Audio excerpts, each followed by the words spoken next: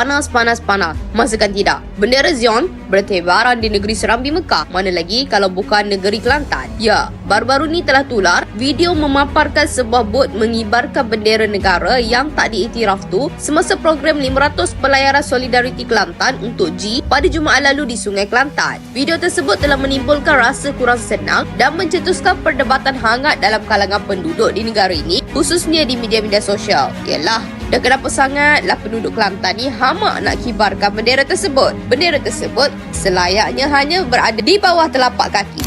Bro, lo tahu nggak? Dunia lagi ngomongin Indonesia gara-gara KTT Gaza di Mesir. Tapi yang bikin ngakak adalah Malaysia malah absen.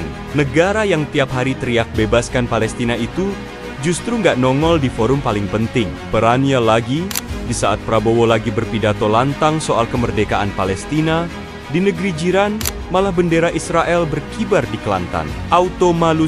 Perdana Menteri menyifatkan perbuatan mengibarkan bendera Israel dianggap sebagai satu perbuatan pengkhianat.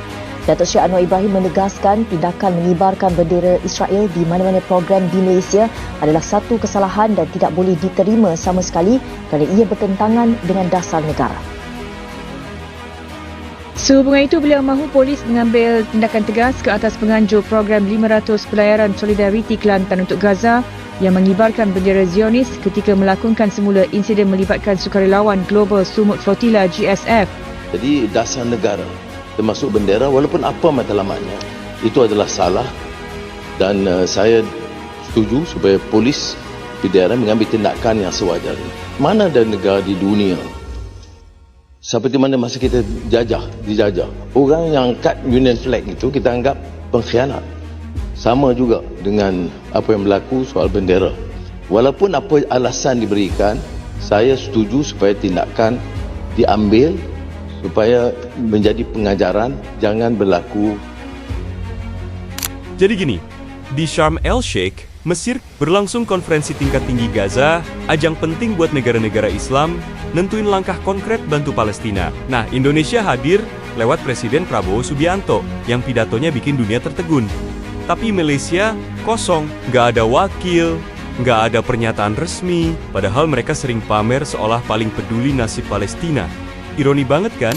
Media internasional langsung ngegas. BBC, Al Jazeera, sampai Reuters nulis berita soal absennya Malaysia. Netizen juga nggak kalah julid, apalagi pas muncul video viral bendera Israel dikibarin di Sungai Kelantan. Banyak yang bilang itu simulasi, tapi publik udah keburu geram. Kok bisa simbol musuh Palestina justru berkibar di tanah yang ngaku paling pro-Palestina? Anwar Ibrahim akhirnya buka suara di parlemen. Nada suaranya tinggi, marah, malu, campur frustrasi. Dia nyebut pengibaran bendera Israel itu penghinaan terhadap perjuangan Islam. Polisi langsung disuruh turun tangan. Acara pelayaran Solidariti Gaza pun diperiksa.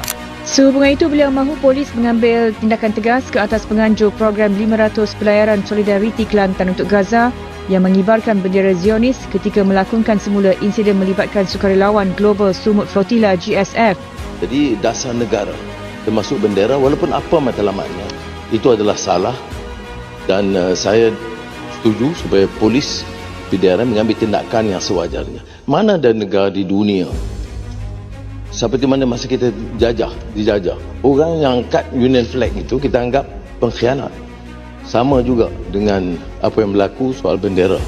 Walaupun apa alasan diberikan, saya setuju supaya tindakan diambil supaya menjadi pengajaran, jangan berlaku. Sementara itu, Indonesia justru tampil gagah. Prabowo bukan cuma hadir di KTT Gaza, tapi juga aktif di KTT D20 di Kairo. Dia nyorot pentingnya dunia Islam bersatu bantu Palestina secara konkret, bukan sekadar doa dan slogan. Gaya diplomasi Prabowo yang tegas tapi elegan bikin Indonesia dipuji banyak negara. Dunia mulai sadar, kalau bicara soal kepemimpinan dunia Islam di Asia Tenggara, Jakarta sekarang udah jauh di depan Kuala Lumpur. Tanggal 22 Oktober 2025, sorotan dunia tertuju ke Sharm el-Sheikh, Mesir.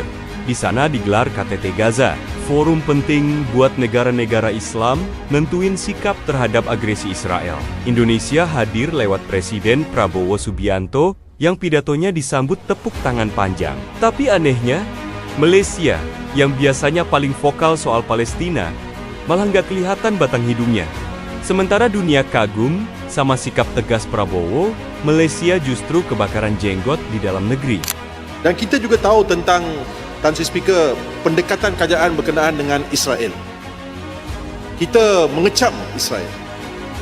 Kita tahu bahawa Israel ini melakukan pelbagai isu yang melibatkan kemanusiaan. Dan kita mengecam dengan kuatnya pendekatan ataupun kerajaan Israel ini bila-bila masa. Yang paling mendukacitakan, Tan Sri Speaker, dalam konteks ini, tindakan timbalan Menteri Besar Kelantan yang mempertahankan insiden bendera Israel dikibarkan di Sungai Kelantan di Kelantan pada hari Jumaat. Persoalan saya, kita lihat bahawa apabila Yang Berhormat Perdana Menteri mengusahakan kejayaan membawa balik aktivis yang memperjuangkan hak asasi manusia ini dalam Global Flotilla, tak ada seorang pun daripada sebelah sana memuji Yang Amat Berhormat Perdana Menteri. Tak ada seorang pun. Tak ada pemimpin PAS atau Bersatu.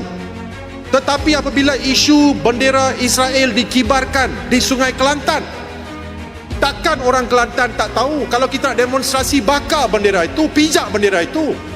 Ini mereka kibarkan dan timbalan Menteri Besar Kelantan tampil menjelaskan perkara ini. Ini adalah perkara yang paling mengecewakan. Tak ada seorang pun daripada sebelah sana yang mengutuk kejadian ini. Buat Indonesia, momen KTT Gaza ini jadi panggung emas. Dunia akhirnya ngelihat Indonesia bukan cuma negara besar yang diam, tapi pemimpin yang berani bicara soal kemanusiaan. Pidato Prabowo yang lugas dan strategis bikin banyak diplomat Timur Tengah manggut-manggut. Efeknya langsung terasa.